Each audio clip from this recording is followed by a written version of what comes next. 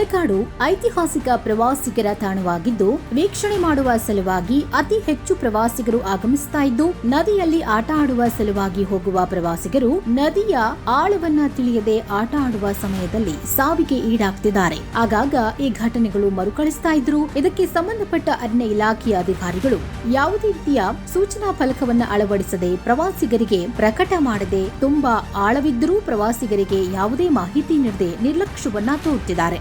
ಇವರಿಗೆ ಗೇಟ್ನಲ್ಲಿ ಹಣವನ್ನ ವಸೂಲಿ ಮಾಡೋದಷ್ಟೇ ಇವರ ಕೆಲಸ ಅಂತ ಸ್ಥಳೀಯರು ಪ್ರಶ್ನೆ ಮಾಡ್ತಾ ಇದ್ರು. ಕೈಕಟ್ಟಿ ಮೂಕ ಪ್ರೇಕ್ಷಕರಂತೆ ನಿಂತಿದ್ರು. ಸರಿಸುಮಾರು 100ಕ್ಕೂ ಅಧಿಕ ಪ್ರಕರಣಗಳಲ್ಲಿ ದಾಖಲಾಗ್ತದೆ. ಪ್ರತಿ ವರ್ಷ ಸರಾಸರಿ ಅಂದ್ರೆ 40ಕ್ಕಿಂತ ಅಧಿಕ ಪ್ರಕರಣಗಳಲ್ಲಿ ದಾಖಲಾಗ್ತದೆ. ಇಷ್ಟ ಆಗ್ತಾ ಇದ್ರು ನಿಮ್ಮ ಡಿಪಾರ್ಟ್ಮೆಂಟ್ನವ್ರಿಗೆ ಇಲ್ಲಿ ಬರ್ತಕ್ಕಂಥ ಬರೀ ಆದಾಯದ ಮೇಲೆ ಕಣ್ಣು. ನನಗೆ ಮೊದಲು ನಮಗೆ ಕೋಪ ಬರ್ತಿರ್ತದೆ ಅಂದರೆ ಇಲ್ಲಿ ಆದಾಯ ಅಷ್ಟೇ ಬೇಕು ನಿಮಗೆ, ಇಲ್ಲಿ ಅಪಾಯ ನಿಮಗೆ ಬೇಡ ಸರ್.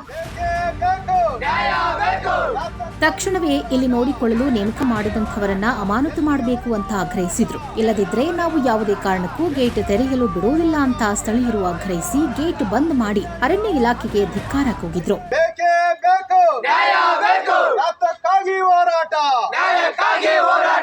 ಎಲ್ಲಿಯವರೆಗೂ ಹೋರಾಟ, ಎಲ್ಲಿಯವರೆಗೂ ಹೋರಾಟ. ತಕ್ಷಣವೇ ತುರ್ತಾಗಿ ನದಿಯಲ್ಲಿರುವ ಆಳವನ್ನ ಮುಚ್ಚಿಸಿ ಅಲ್ಲಿ ಎಚ್ಚರಿಕೆಯ ಫಲಕವನ್ನು ಅಳವಡಿಸಿ ನಂತರವೇ ಪ್ರವಾಸಿಗರಿಗೆ ಧ್ವನಿ ಮುದ್ರಕದಿಂದ ಪ್ರಕಟಿಸಬೇಕು ಎಂದು ಆಗ್ರಹಿಸಿದ್ರು. ಇದಕ್ಕೆ ಅಧಿಕಾರಿಗಳು ನಾಳೆಯಷ್ಟರಲ್ಲಿ ಮಾಡುವುದಾಗಿ ತಿಳಿಸಿದ್ರು.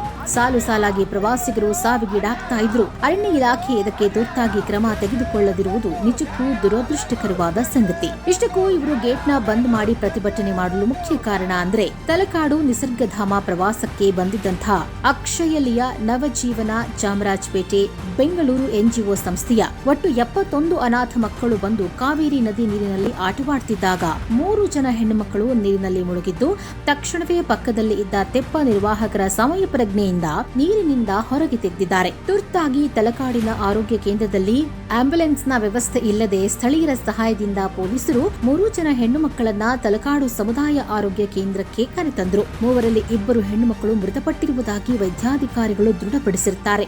ಒಂದು ಹೆಣ್ಣು ಮಗುವನ್ನ ಮೈಸೂರಿನ ಜೆಎಸ್ಎಸ್ ಆಸ್ಪತ್ರೆಗೆ ಹೆಚ್ಚಿನ ಚಿಕಿತ್ಸೆಗಾಗಿ ಕಳಿಸಿದ್ದಾರೆ. ಮೃತಪಟ್ಟವರು ರಮ್ಯಾ ಪಿಯುಸಿ ಮತ್ತು ಚಾರ್ವಿ 7ನೇ ತರಗತಿಯಾಗಿದ್ದು ಅವರ ಮೃತದೇಹವನ್ನ ಮರಣೋತ್ತರ ಪರೀಕ್ಷೆಯನ್ನ ಮಾಡಲು ಮೈಸೂರಿನ ಸರ್ಕಾರಿ ಮೆಡಿಕಲ್ ಕಾಲೇಜಿಗೆ ರವಾನಿಸಿದ್ದು ಮೈಸೂರಿನ ಜೆಎಸ್ಎಸ್ ಆಸ್ಪತ್ರೆಗೆ ರವಾನಿಸಿದ ಹೆಣ್ಣು ಮಗುವಿನ ಹೆಸರು ಸುಚಿತ್ರಾ ಎಂಬುದಾಗಿರುತ್ತೆ. ತಲಕಾಡು ಆರಕ್ಷಕ ಠಾಣೆಯ ಉಪನಿರೀಕ್ಷಕರಾದ ವಿಜಯ್ ರಾಜ್ ರವರು ಈ ಮಾಹಿತಿಯನ್ನ ನೀಡಿದ್ದಾರೆ.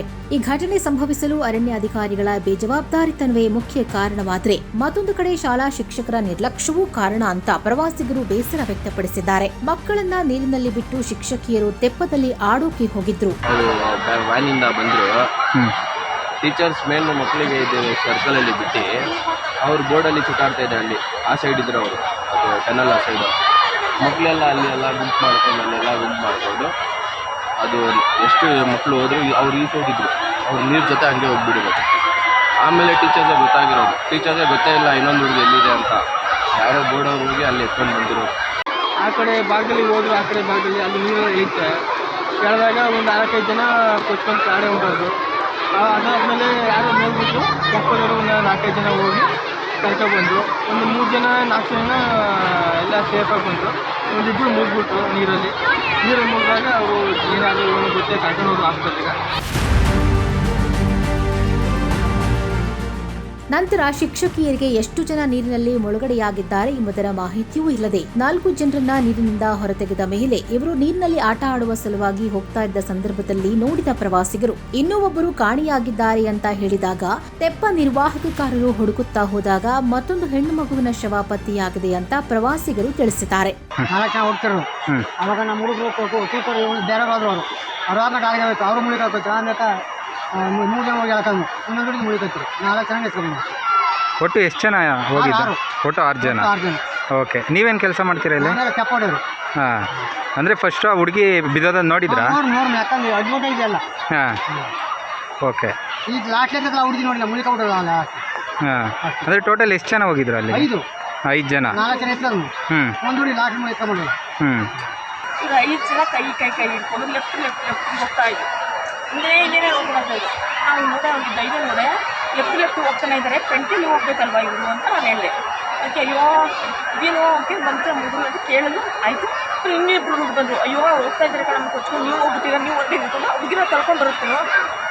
ಈ ಒಂದು ಎಪ್ಪ ಬಂದ, ಒಂದು ಎಪ್ಪನ ನಮ್ಮ ಹುಡುಗ ಏನು ಮಾಡ್ತೀವಿ, ಅಣ್ಣ ಕಾಪಾಡಿ ಅಂತ ಅಂದ ತಕ್ಷಣ ಆ ಎಪ್ಪ ಬಾಲ್ ಎತ್ಕೊಳಕ್ಕೆ ಹೋಗಿದ್ದನು. ಬಾಲು ಎತ್ಕೊಂಡಿಲ್ಲ, ಬಟ್ ಸೀದಾ ಹೋಗಿ ಆ ಹುಡುಗಿ ಎತ್ಕೊಂಡು ಹುಡುಗಿನ ಹೋಗಿದ್ರು ಹುಡುಗಿನ ಅವನ್ನ ಹೇಳ್ಕೊಂಡ್ರೆ ಹೊರತು ಹುಡುಗಿನ ಮೇಲೆ ತಲೆ ಕಾಣ್ತಾ ಇದೆ, ಆ ಎಪ್ಪನ ತಲೆ ಕಾಣ್ತಾ ಇದೆ. ಅಷ್ಟರಲ್ಲಿ ಅಣ್ಣ ಅಂತ ನಾನು ಹೋಗಿ ಬಂದೀನಿ.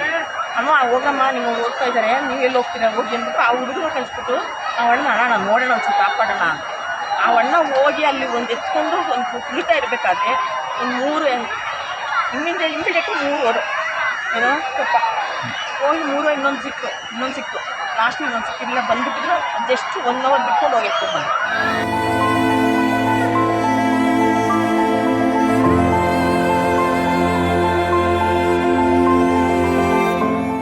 ಅಧಿಕಾರಿಗಳ ನಿರ್ಲಕ್ಷ್ಯದಿಂದ ಏನು ಅರಿಯದ ಮುಗ್ಧ ಅನಾಥ ಮಕ್ಕಳು ಪ್ರವಾಸಕ್ಕೆ ಬಂದು ಶವವಾಗಿ ಹೋಗಿದ್ದು ಎಂಥವರ ಮನಸ್ಸನ್ನು ಮಮ್ಮಲ ಮರುಗುವ ಸಂಗತಿ. ಸೊ ಇಲ್ಲಿ ಯಾವ ಥರ ಫೆಸಿಲಿಟೀಸ್ ಅಂತ ಹೇಳಿದ್ರೆ ಯಾವುದೇ ಥರ ಇಲ್ಲಿ ಆ ಕಡೆ ಡೇಂಜರ್ ಇದೆ ಅಥವಾ ಡೇಂಜರ್ ಆಗಿದೆ ಅಲ್ಲಿ. ನೆನ್ನೆನೂ ಕೂಡ ಒಂದು 2 ಮೆಂಬರ್ಸ್ ಚಿಲ್ಡ್ರನ್ಸು ಡೆತ್ ಆಗಿದ್ದಾರಂತೆ. ಆ ಥರ ಹಂಗಾಗಿದ್ರು ಕೂಡ ಯಾವುದೇ ಥರ ಇಲ್ಲಿ ಆ್ಯಕ್ಷನ್ ತಗೊಂಡಿಲ್ಲ. ಡೈಲಿ ಪ್ರತಿದಿನವೂ ಇದೇ ಥರ ಪ್ರಾಬ್ಲಮ್ಸ್ ಕ್ರಿಯೇಟ್ ಆಯ್ತಾ ಇದೆ ಅಂದಾಗ ಇಲ್ಲಿ ಏನಾದರೂ ಒಂದು ಆ್ಯಕ್ಷನ್ ತಗೊಂಡು ಮಾಡಬೇಕಲ್ವ.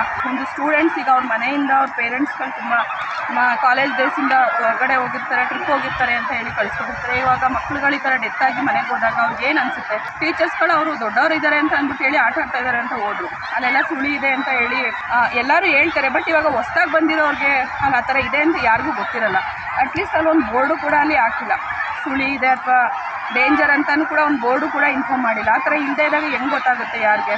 ಬಟ್ ಈ ಥರ ಎಲ್ಲ ನೋಡ್ತಾ ಇದ್ರು ಕೂಡ ಯಾವುದೇ ಥರ ಇಲ್ಲಿ ಯಾವುದೇ ವ್ಯವಸ್ಥೆ ಇಲ್ಲ ಅಂದಾಗ ತುಂಬಾ ಬೇಜಾರಾಗುತ್ತೆ. ಏನಾದರೂ ಅಮಾಯಕ ಜೀವಿಗಳ ಪ್ರಾಣ ಹಾನಿಯಾಗದಂತೆ ಅಧಿಕಾರಿಗಳು ನಿದ್ರೆಯಿಂದ ಎದ್ದು ಕಾಲಹರಣ ಮಾಡುವುದನ್ನ ಬಿಟ್ಟು ಕಟ್ಟೆಚ್ಚರ ವಹಿಸಬೇಕಿದೆ. ನ್ಯೂಸ್ ಡೆಸ್ಕ್, ಜನಸ್ನೇಹಿ ನ್ಯೂಸ್, ತಲಕಾಡು.